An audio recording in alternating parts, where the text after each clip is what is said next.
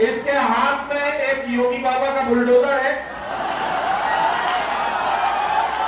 ये है भाई, मैं झूठ नहीं बोलता। देखिए जो बात है वही बताऊंगा। तो अब ये बच्चा जो बुलडोजर लेकर घूम रहा है, इस बच्चे को पहचानने के लिए इसके माँ बाप जहां कहीं भी हो, असल में इस तरह के ऐलान भी हमें करने पड़ते हैं।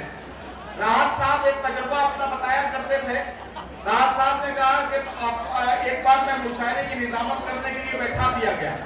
मेरे पास रात को एक पर्चा मुझे दिया गया कि ये ऐलान कर दीजिए कि जमील साहब जहां कहीं भी हो अपने घर चले जाए, उनका जवान बेटा दीवार से गिर गया है, उसे अस्पताल ले जाना जरूरी है। अब राहत साहब ने ऐलान किया कि जमील साहब जहां कहीं भी हो अपने घर चले जाए, उनका जवान बेटा दीवार से गिर गया है, उसे अस्पताल ले जाए, और जब बेटा होश में आ जाए तो उससे ये जरूर पूछे कि रात के 2 बजे दीवार पे चढ़ के कर क्या रहा था। तो ये काम भी हमें मुशायरों पे करने पड़ते हैं। महाराज बहुत शुक्रिया। इस बच्चे के माँ बाप आ जाए, तब तक इसे पीछे बिठा दिया जाए। माँ बाप नहीं आएंगे तो हम दावा करते हैं कि 10-12 साल में इसे शायर बना लेंगे।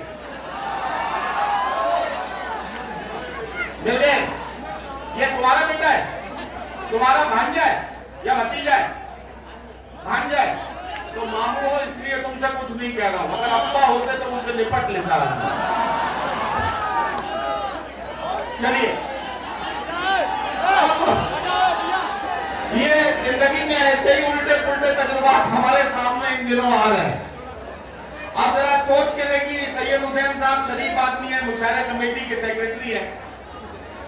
इनको मैंने पिछले दिनों ये हमारे एक बड़े इवेंट में गए थे बतौर मेहमान, तो मैंने इन्हें एक वाकया सुनाया था कि क्या बुरा वक्त आ गया है कि एक जमाना था कि जब बड़ी बेटी का रिश्ता देखने के लिए लोग घर पर आया करते थे, तो माएं छोटी बेटियों से ये कहा करती थी कि ज्यादा उछल कूद मत करना, बड़ी बेटी का रिश्ता हो जाए सलीके से, इसलिए तुम लोग जरा अंदर ही रहना, ज्यादा बाहर निकलने की जरूरत नहीं है। और अब वक्त कैसा बदल गया है, आज के जमाने में सास को छुपाने का वक्त आ गया है। अब बेटियों को नहीं बल्कि सास को छुपाना पड़ रहा है। ये वक्त भी हम इसी दौर में देख रहे हैं।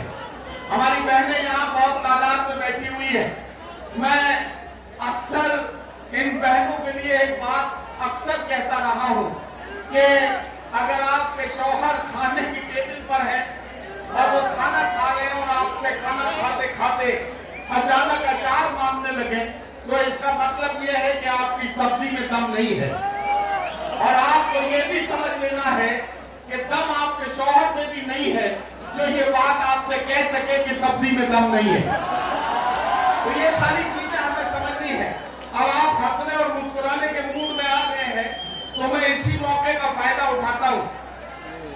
बोला दुकानदार कि क्या चाहिए तुम्हें, जो भी कहोगे मेरी दुकान पर वो पाओगे। मैंने कहा कि कुत्ते के खाने का केक है। बोला यहीं पे खाओगे या लेके जाओगे।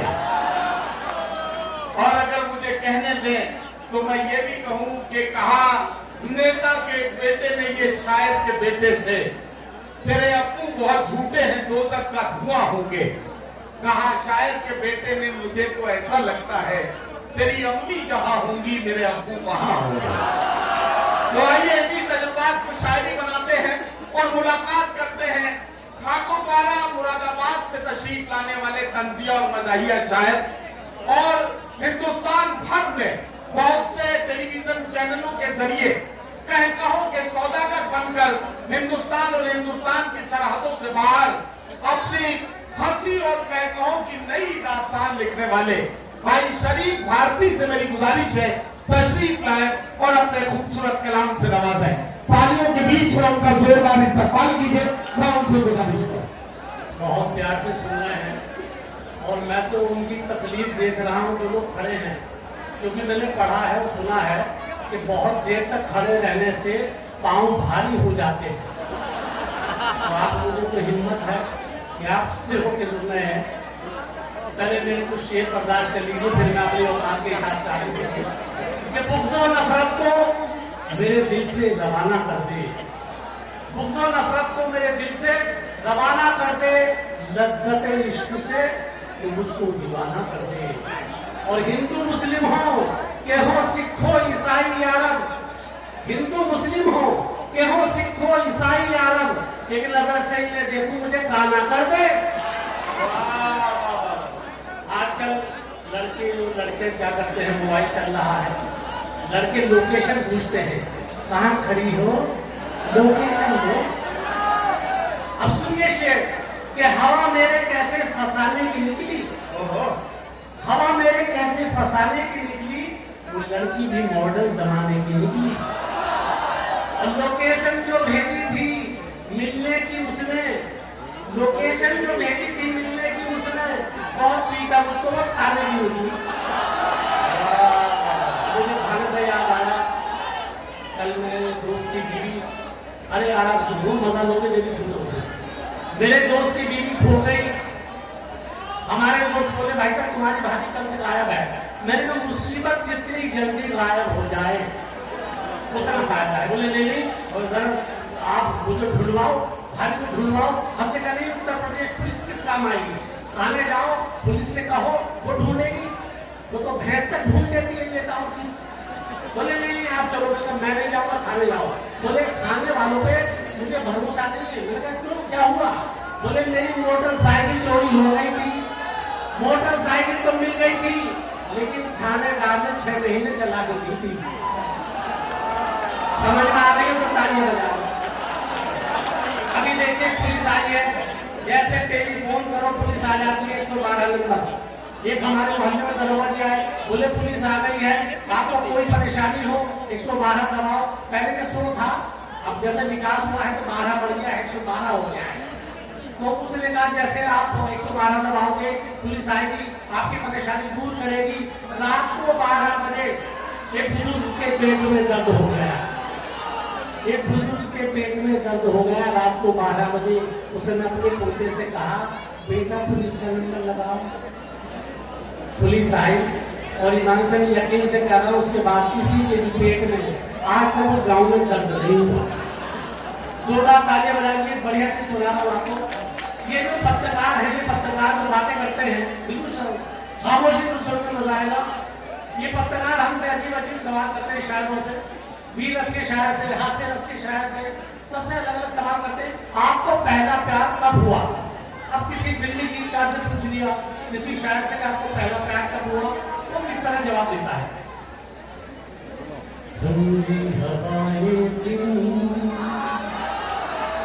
दिलकश फज़ाएं थी, लपटाए थे, तुम पास आए थे, बाहों का घेरा था, मौसम दोपहरा था, दिल को दिल से ये रिश्ता स्वीकार हुआ, वहीं से जाना हमको पहला प्यार हुआ, वहीं से जाना। आपने वीरस की कवि देखे होंगे, बहुत जोर जोर से करते, धरती फाड़ दूंगा, आसमान हिला दूंगा। उससे पूछ लिया पत्रकार ने आपका पहला प्यार कब हुआ? धरती डोली, अंबर डोला, मेरे शब्द थे आपका बोला। धरती डोली, अंबर डोला, मेरे शब्द थे आपका बोला। जोश में अगर जब मैं बोला उस लड़की ने गेट नहीं खोला, हो गया पहला प्यार। अब एक कवि शायद ऐसे होते हैं उलझे उलझे बात, 27 किलो का वजन, अजीब से, इनसे पूछिए पहला प्यार आपको कब हुआ? अब वो किस तरह जवाब देते हैं सुने।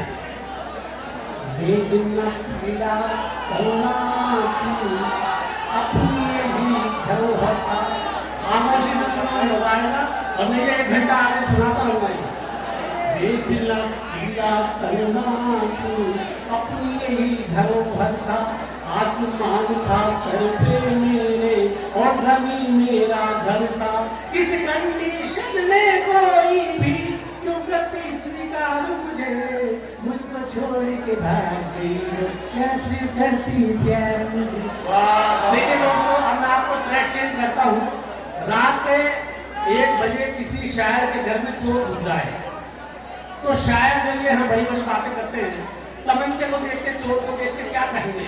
सबसे पहले डॉक्टर बशीर बद्र के घर में चोर घुस जाता है। डॉक्टर बशीर बद्र साहब, ये पगली तू है ये कटोरी है, ये पनात है, ये गिलास है, ये प्लेट है, ये कटोरी है, ये पनात है, ये गिलास है, सभी अपनी अपनी जगह पे है, ये वही पुराना लिबास है।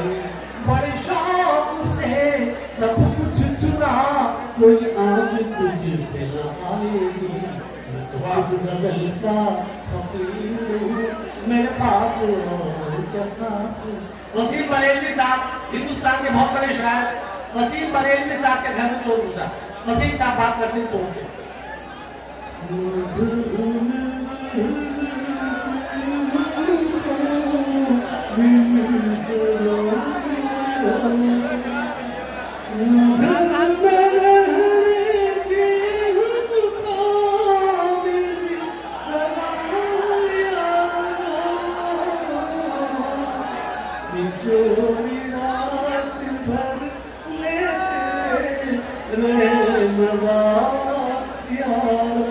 डॉक्टर राहत इंदौरी साहब के घर में चोर घुसा।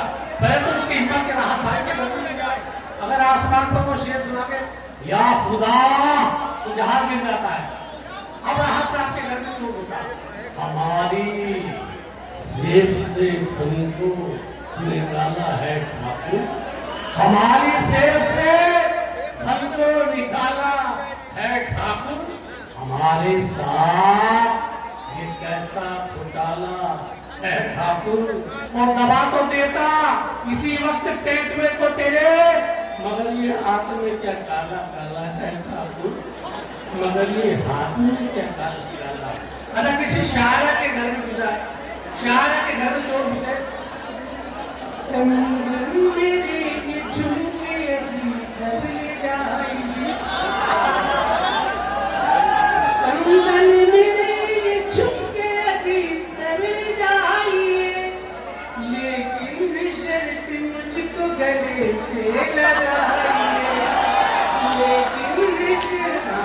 समझ में आई तुम्हारी? मैं यही कहना चाह रहा था, मैं देखना चाह रहा था कितना बेकार है। डॉक्टर नवाज देवबंदी साहब के शायद चोर आ जाता है, बात करते हैं नवाज साहब। उसने मुझको भी सताया देर तक, यूं सता कर कुछ न पाया देर तक, मैंने चोरों की तसल्ली के लिए सारी जेबों को हिलाया देर तक।